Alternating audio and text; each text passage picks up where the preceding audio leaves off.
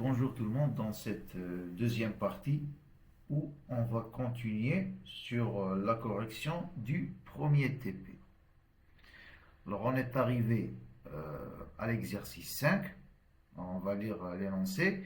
Alors l'objectif de cet exercice est de créer une petite calculatrice. Alors premièrement, le programme va nous demander de choisir un nom pour la calculatrice. Après ça, elle va nous demander d'insérer deux nombres.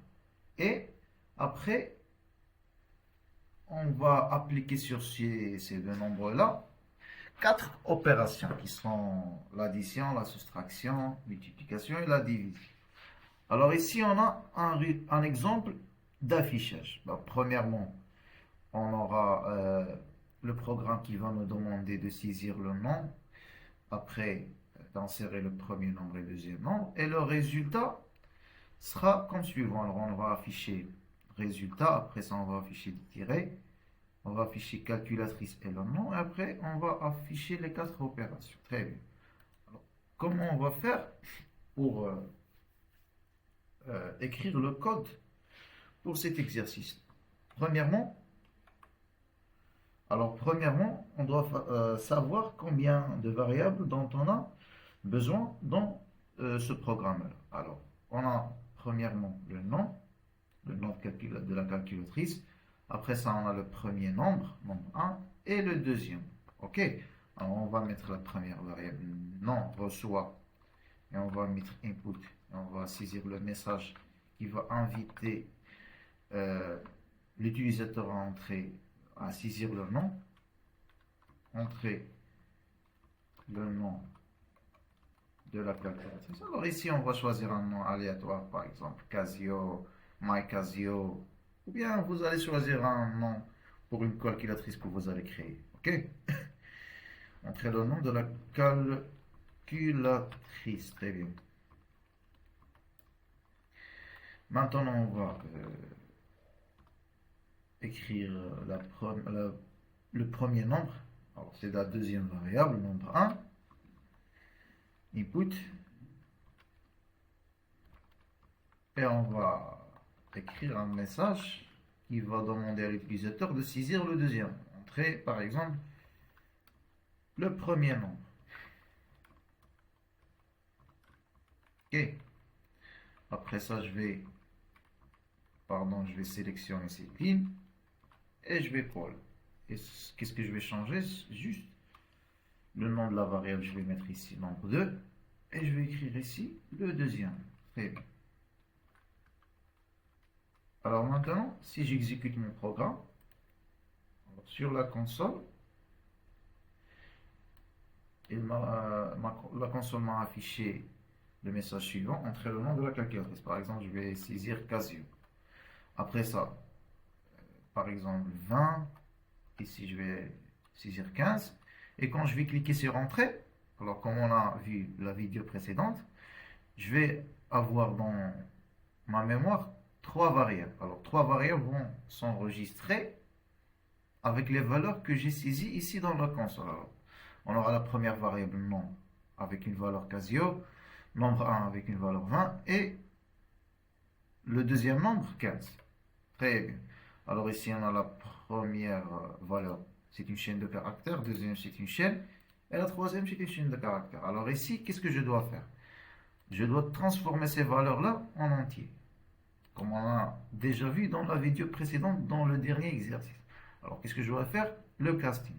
Comment on va faire? On va entourer input avec la fonction int pour transformer cette chaîne de caractères vers un entier. Int ici. Et voilà, maintenant on a réglé notre problème. Maintenant, qu'est-ce qu'on doit faire? On va revenir vers l'affichage. Pardon, je vais agrandir un peu cette image. Très bien. Alors ici, voilà le résultat. Alors, le résultat, on doit afficher un message qui affiche résultat. Print. On va écrire entre guillemets résultat, espace de points, espace. Très bien. Après ça, pardon, je vais agrandir un peu. Après ça, qu'est-ce que je vais mettre? je dois afficher des tirets. Alors c'est trop simple. C'est comme un texte, c'est des caractères spéciaux. On va mettre le tiret. Voilà. Après ça, je dois afficher calculatrice, deux points, et le nom de la calculatrice. Alors le nom de la calculatrice, on va l'enregistrer dans cette variable-là. Print calculatrice, deux points, et on va sortir de la guillemets, virgule, et on va mettre le nom de la variable. Non. Très bien. Après ça, on va mettre des tirets, c'est juste pour avoir un texte bien présenté, tout ça. Alors c'est juste de l'esthétique, ça va pas générer d'erreur si on supprime cette ligne. Ok. Maintenant, on doit afficher les opérations. Alors, on va commencer avec la méthode simple. On va mettre juste la somme, deux points, virgule. On va mettre, pardon, nombre 1 plus nombre 2. Ok. Alors maintenant, qu'est-ce qui va nous afficher? F5, calculatrice Casio. On va mettre 5, 9, et voilà. Alors ici, j'ai une erreur, car j'ai fait... Alors, nombre 2 n'existe pas. J'ai oublié de mettre le tiret 8 ici. Et c'est très bien. Cette erreur est arrivée pour... Alors, je vais réserver une vidéo spéciale pour lire les erreurs. Alors, qu'est-ce qu'on va faire? On va créer des erreurs.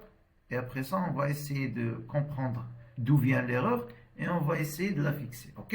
Alors maintenant, je vais essayer de réexécuter le programme. Casio. Nombre 1, c'est 5. Nombre 9, c'est 8. Et voilà.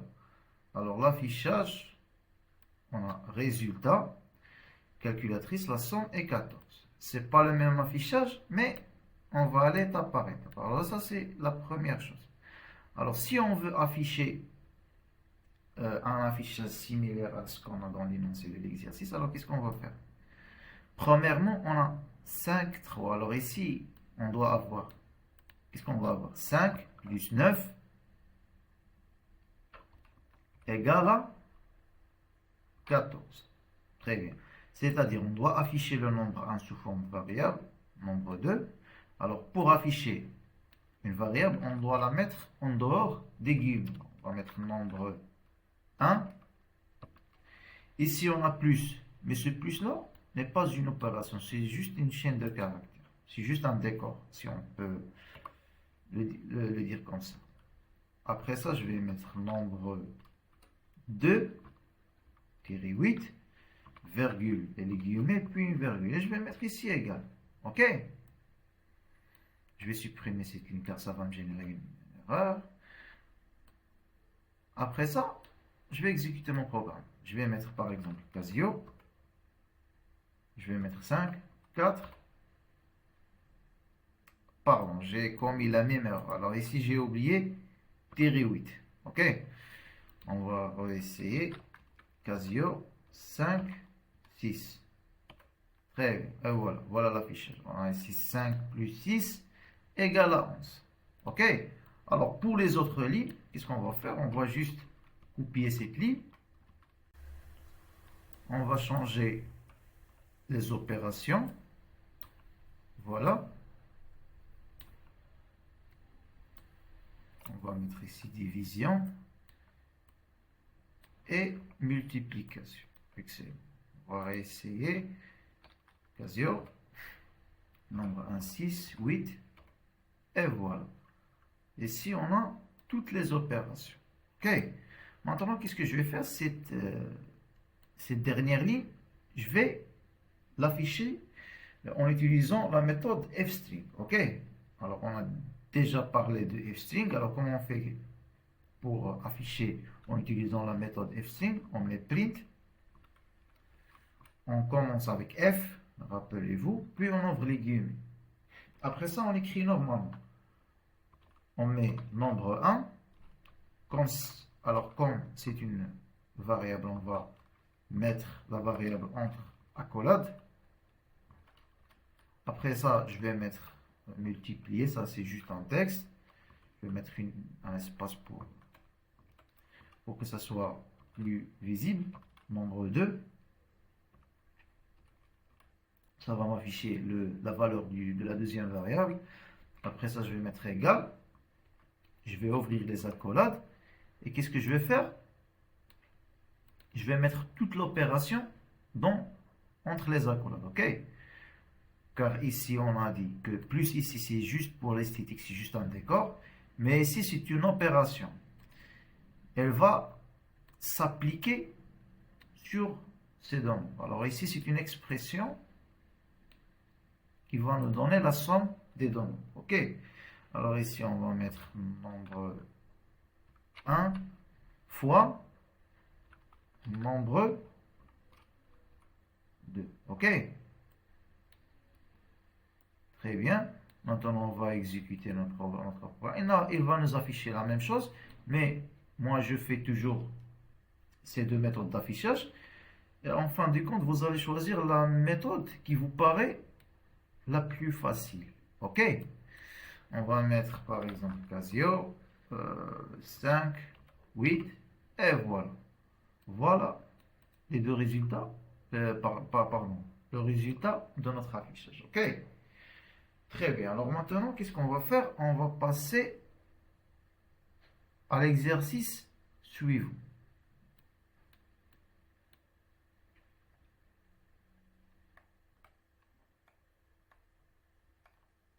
Alors l'exercice suivant, qu'est-ce qu'on a? C'est un exercice qui parle de la force gravitationnelle. Alors ici, on doit calculer la force gravitationnelle. Alors, la relation, ou bien la formule qui calcule la force gravitationnelle est la suivante. On a F égale à G fois M1. Alors G, c'est la constante gravitationnelle, fois M1, qui est la masse du premier objet. M2, c'est la masse du deuxième objet, sur D au carré, qui est la distance entre les deux objets. Très bien. Alors maintenant, si on prend cette équation-là, je vais ouvrir le logiciel de dessin et on va un peu discuter cette formule-là. Et on va essayer d'extraire les variables qu'on a dans ce problème. OK? Car on est des informaticiens. Pour être un informaticien, on doit décomplexer les problèmes, c'est-à-dire transformer un problème complexe en sous-problème. Alors ça, c'est pas vraiment un problème complexe, mais on doit quand même, pour vous, c'est un peu complexe, car c'est nouveau pour vous. OK? Alors, qu'est-ce qu'on va mettre ici? Pour ça, c'est notre formule. Alors, si on prend, par exemple, juste cette partie, alors, cette partie F, on va juste, c'est juste pour le résultat. Alors, le résultat de cette équation-là, ou bien de cette formule, va s'enregistrer ici. OK? Après, on va parler de cette partie. Alors, qu'est-ce qu'on va faire maintenant? On va juste parler de ça.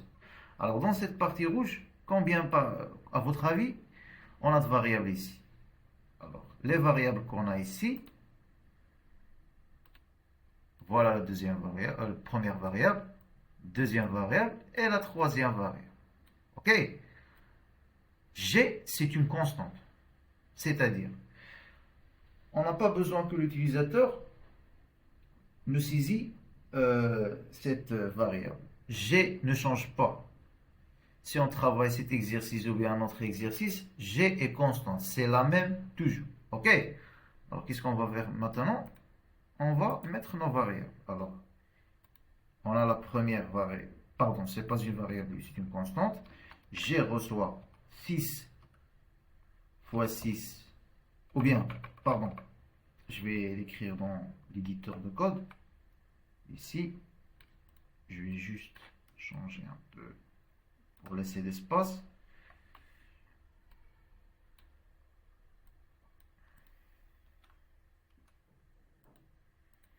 Très bien. Alors, première chose, on doit déclarer notre constante. Alors, notre constante égale à 6,67 fois 10 à la puissance 11. Alors, quand on écrit la puissance en Python, on met double étoile. OK? Très bien. Alors, si on veut par exemple mettre 2 à la puissance 4, on va mettre 2, double étoile, 4. Ça, c'est 2 à la puissance 4. C'est ça le syntaxe d'écriture de la puissance en Python. OK? Très bien. Maintenant qu'on a mis la première constante qui est là, on doit avoir la première variable qui est la masse 1 et la deuxième variable qui est la masse 2. Alors, qu'est-ce qu'on va faire? On va déclarer cette variable masse 1, puis masse 2. Très bien. La variable qui nous reste est la distance entre les deux objets. Très bien. Alors, ces variables-là, c'est l'utilisateur qui va les entrer. Alors, on va mettre, quand c'est l'utilisateur qui va les saisir, on va mettre la fonction input. OK? Et on va mettre un message. Pardon. Entrer la masse du premier objet.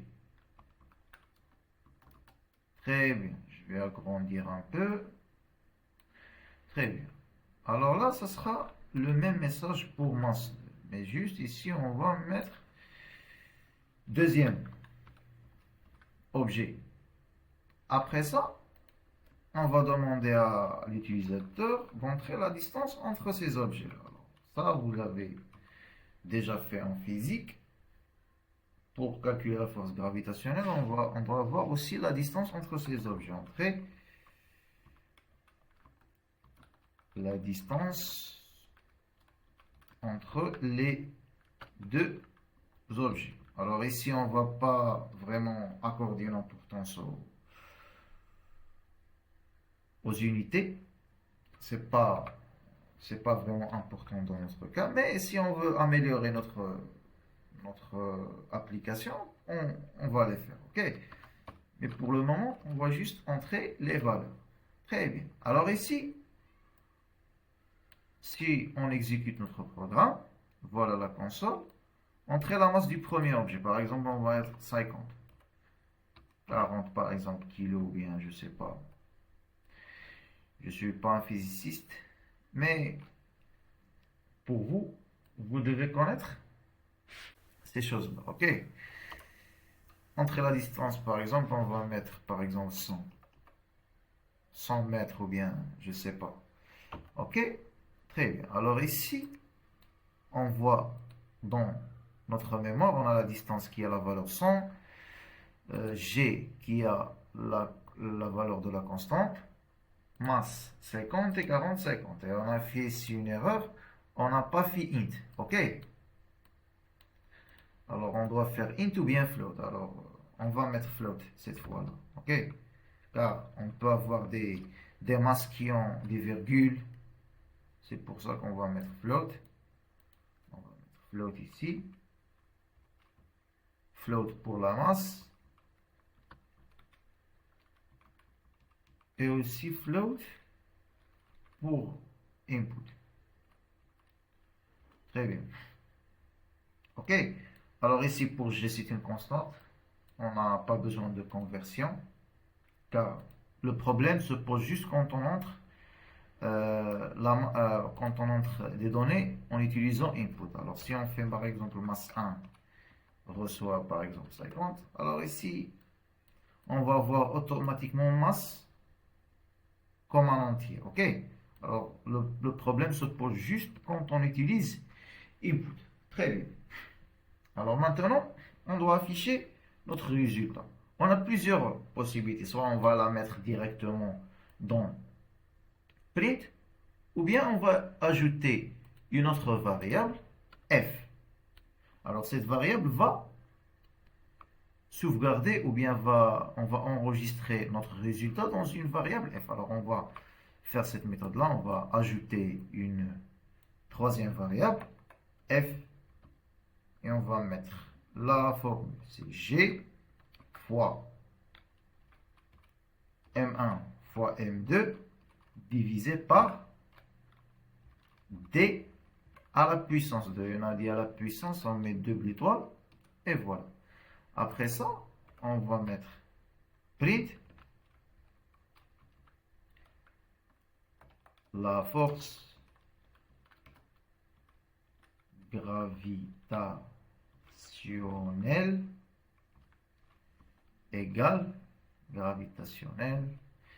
égale à, et on met F ici. Ok.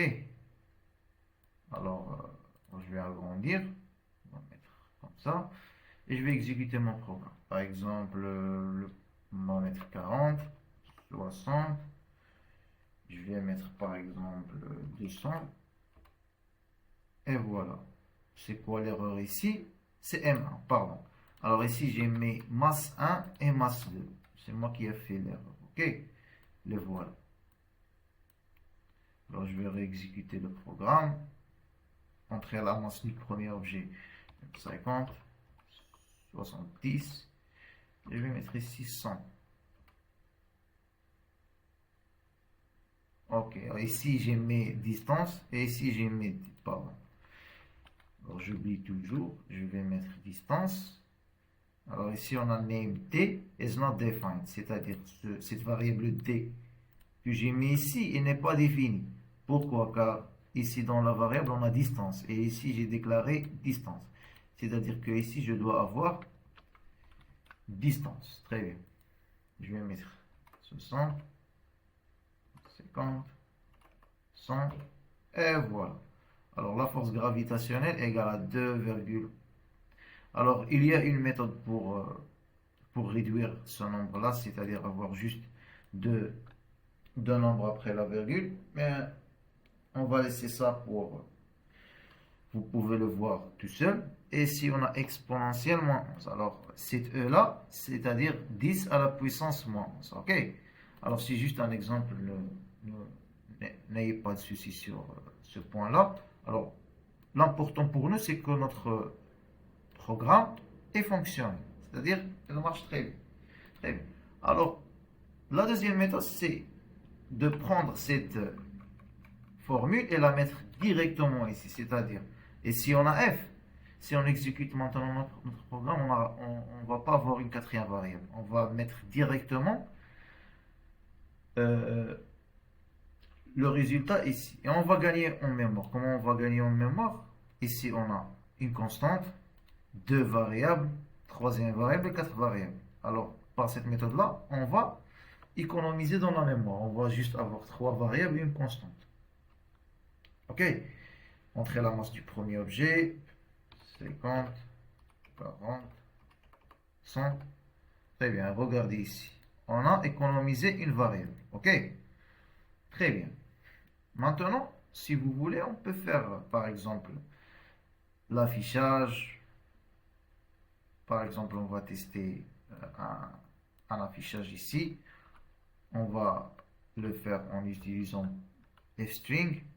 On va mettre par exemple f égale à, ici je vais ajouter le f, je vais par exemple mettre toute cette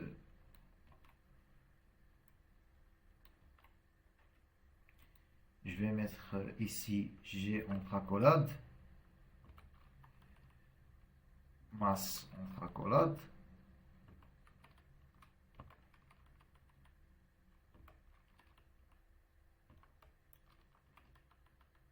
et ici pour ne pas avoir une ligne trop longue, qu'est-ce que je vais mettre? Je vais enregistrer cette variable, cette opération dans une variable f,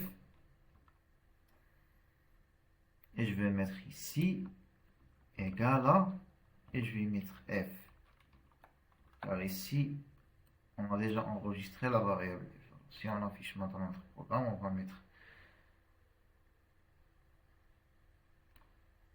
40, 50, 100, et voilà, on affiche f égale à 6,67 fois 10 à la puissance moins 11 fois 40 fois 50. Alors ici, on a mis float.